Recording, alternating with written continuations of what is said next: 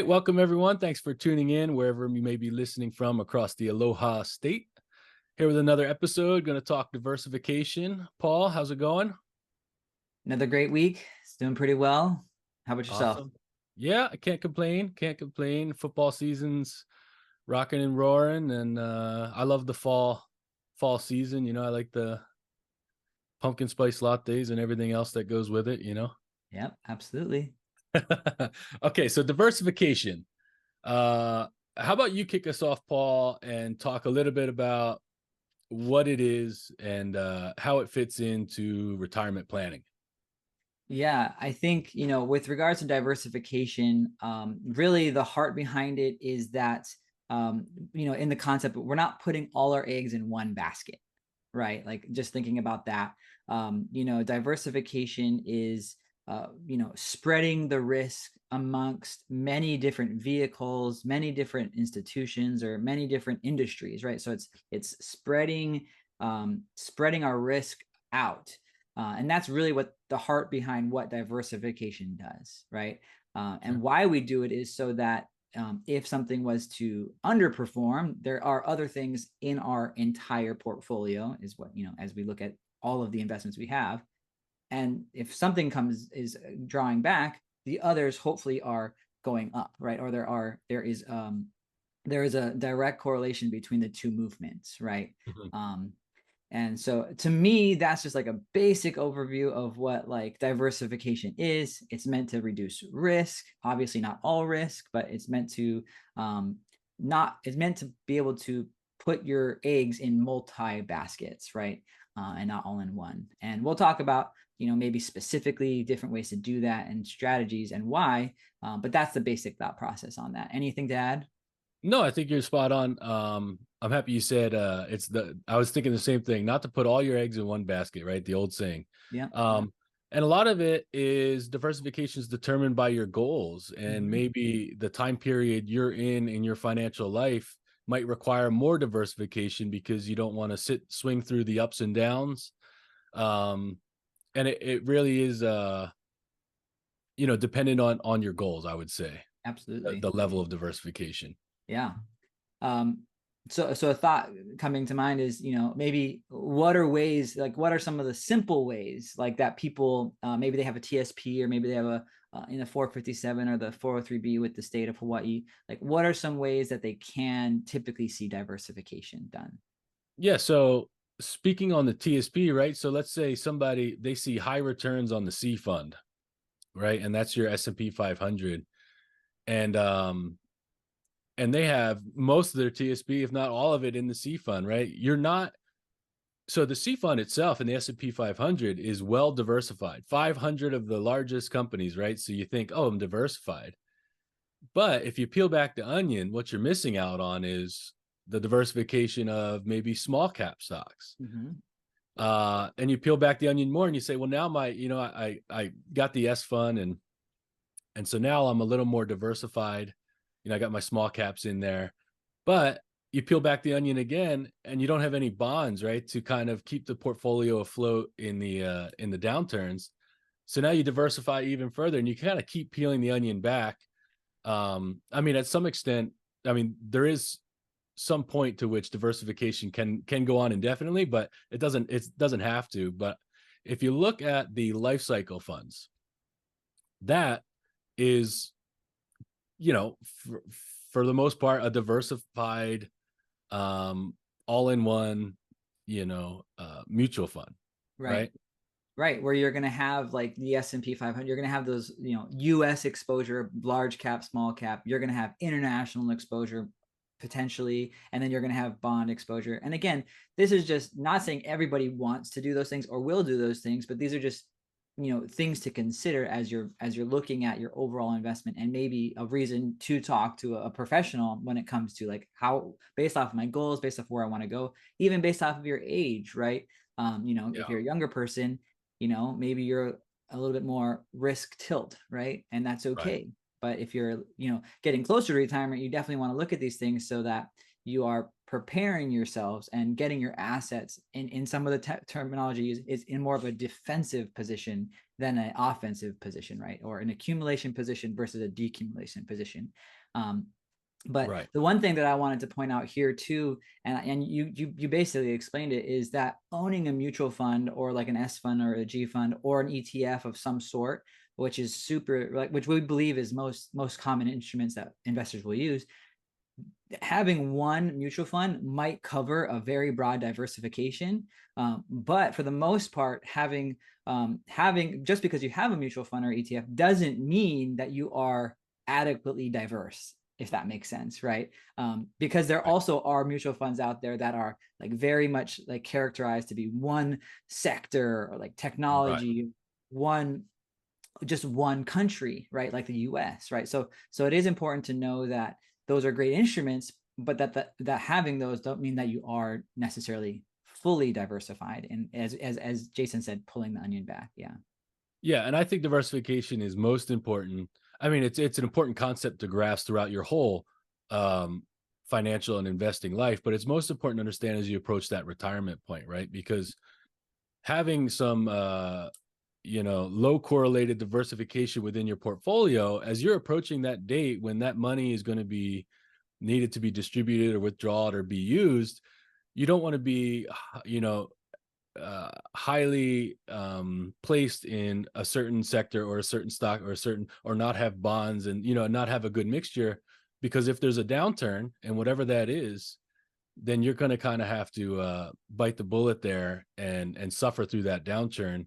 Whereas with diversification, if there's a big downturn for whatever reason, a 2008 or whatever, um, your portfolio might not have to suffer the full wrath of that downturn. And maybe you only take, half of what the actual market, took, or whatever it might be. Sure.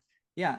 So just thinking about that a little bit further, like, so Jason, what are other ways that people can view diversification? Maybe it's like stepping out of like the traditional, stock market, if you will. Like what, because to us, I think we both agree it goes further than that. So what are some examples of what that might look like?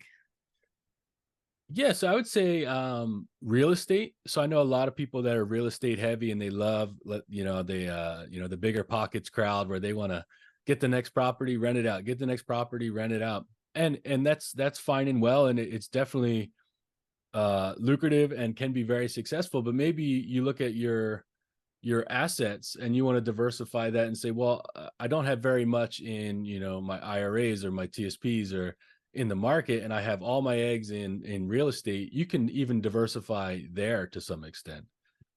You can have diversification in cash, right? I mean, having more cash on hand, can add diversification. It's just looking at your total balance sheet with all your assets and saying, am I too heavily weighted anywhere? And if you are, that's okay, as long as you understand it and you have a reason for being heavily leveraged in that one area. What do you think? Yeah, no, and I think like, especially with real estate, it's like, living in Hawaii, like there's no bad deal, right? Like, and that's Right. really like the mindset of the broad market. And, that might be well and good, but at the end of the day, that's not always the case, right? Sure. Now, granted, we do have a little bit difference than a lot of other places, especially in the United States. But yeah, I think that's something to consider as people are building their nest egg, right? Their net worth to be the most beneficial for them in the future. And again, this is just to diffuse risk, right? Right. So other ways that people might incorporate real estate is like through a real estate investment trust, right, or a REIT. Sure. And you could do that within like a traditional sense, like through your TSP or through your IRA or through these different investment And I accounts. would just Yeah, go and ahead. sorry, and I would just add on to that. So real estate historically, especially here in Hawaii, has done incredibly well.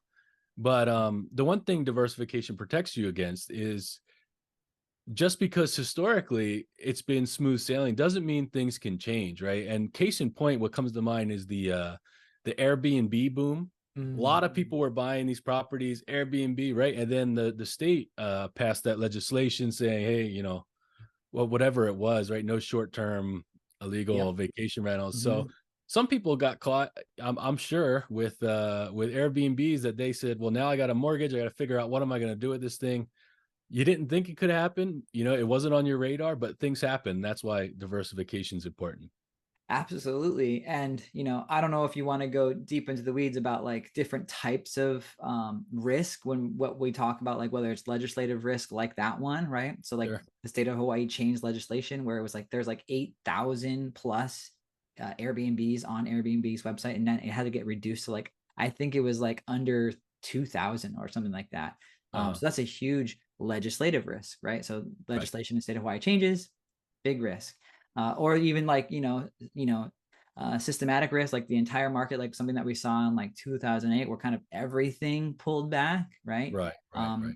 And you can't really always control those things, but that's why diversification is so important as well, right? Because different things happen throughout the years of investing, whether it's something that we have control over or something Mhm. we have zero control over. Right. And that's why diversification at the end of the day is really important for these different things. Before we go like too much further, the one thing that comes to my mind is when we think about diversification, um, how can we look at ways to maybe make sure that we're not overly put into the stock market? So an example of this might be, and again, we're talking to federal and state employees, so we're not necessarily, this might not be the specific example, but if you happen to work for a company that gives you stock options or things like that, Yeah. you could be someone that's overly invested in the company you work for, which might not be a terrible thing, right? Like you work for the company, you're hoping the company does well, but companies do fail, right? Yeah. So I And don't know if you have thoughts on that, but no, that's a great point to bring up. Is you see that a lot of times some businesses will give you discounted discounted opportunities to purchase company stock, or they just give you as part of like the profit sharing stock. right, And you can find yourself with, if you start looking at your whole portfolio with a lot of your eggs in that company stock. And the scary thing with that is that well, one, it's great if if you really believe in the company, there's nothing wrong with that. yeah, But things are so fragile in that all it takes is, one lawsuit, one CEO to say the wrong thing, or and things just get really wonky really quick, and so it is important to diversify. And again, a lot of that comes into play more as you approach retirement, especially if you have those employee stock options and whatnot. yeah, absolutely. And again, like I said, it's not really going to be a huge part of maybe like our primary listenership, but I think that's important because I think that also is related to like if people are picking stocks individually versus having like a mutual fund or broadly stroking investment option, right? You can get really overweighted, right? Mhm. And as we are looking at the landscape of investing, like it's actually very highly dense into like the top 10 companies in the US, especially in the S&P 500. So yeah, just again, that's just thought process of that. So where do you want to go next, Jason? Yeah, so let's talk about diversification in your asset location. So maybe Sure. tax diversification, right? Yeah.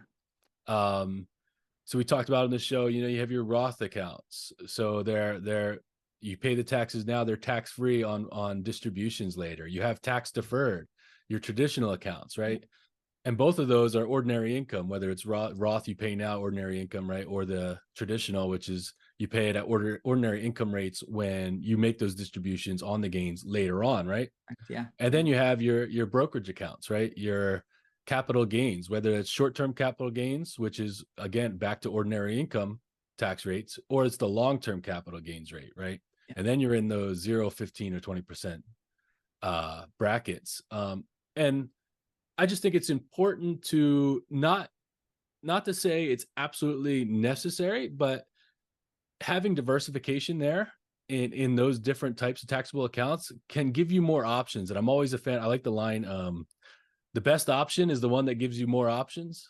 Like, I'm a believer in that. And so for whatever reason, it gives you options when that time comes. Let's say RMDs come into play. Let's say you're in the delayed period where you're not working, but you're not collecting Social Security or whatever it might be.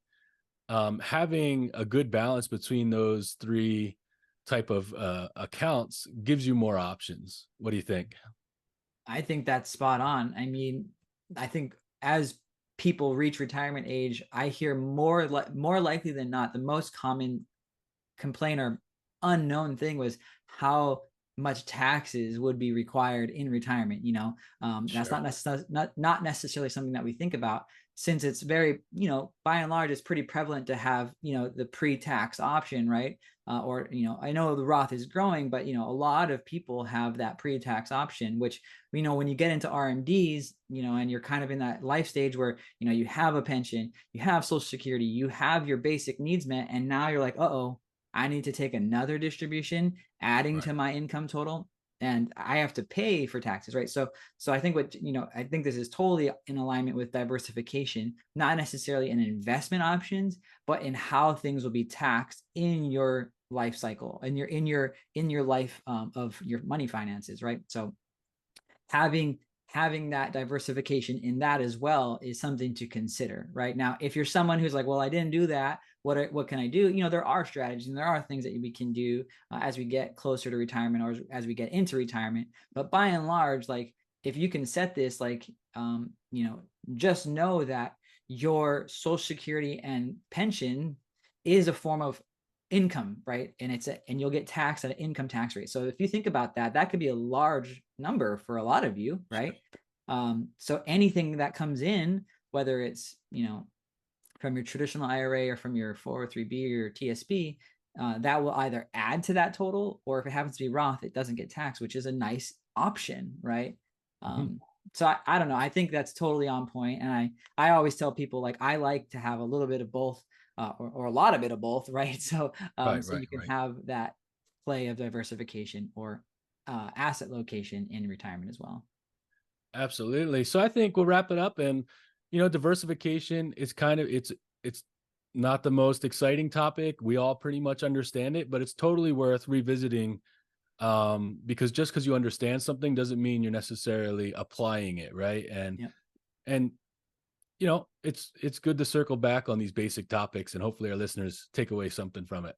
Absolutely. All right. Have a good day, everybody, and we'll catch you on the next one.